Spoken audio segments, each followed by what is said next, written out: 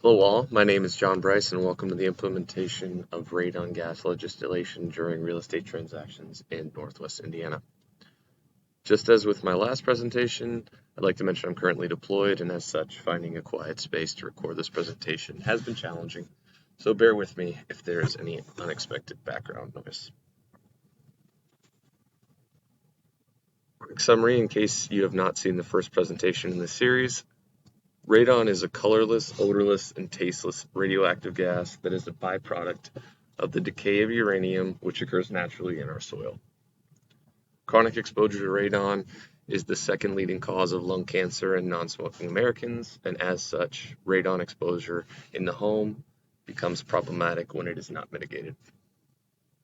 Because of this, homeowners and anyone living within the dwelling are primary stakeholders, and caregivers responsible for these homeowners after illness occurs become secondary, along with realtors, home inspectors, radon mitigators, etc.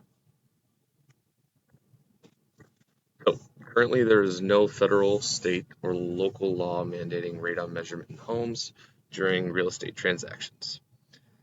The same can also be said for newly constructed homes. Because of this, the vision statement for this adaptive management plan is a cleaner world starting in your home. That is essentially what's being managed with this plan is clean air. Finally, the proposed policy mandates that at a minimum, residential and commercial real estate transactions include a radon measurement test and a subsequent mitigation if necessary.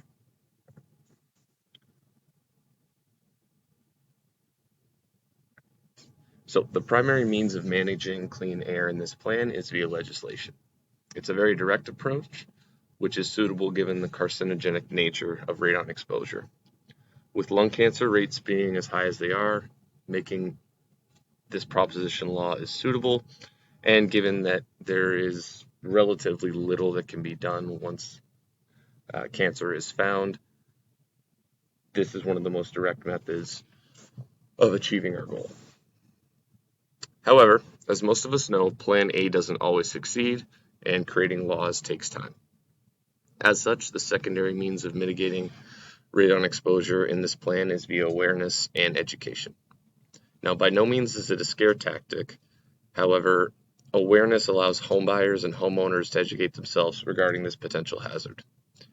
And this is already happening to some extent during home inspections, but it's often overlooked as it's typically presented as an add-on cost to a typical home inspection. So continuing to educate at the local level and advocating for testing will go a long way. With that in mind, how do we define success? Successful implementation of this plan will mean that the proposed law becomes enacted. Now, should Plan A fail, success in the alternative plan will be a statistical increase in the number of homes tested year over year until such time as the proposition does in fact become law. And here are my sources. Thank you for your time.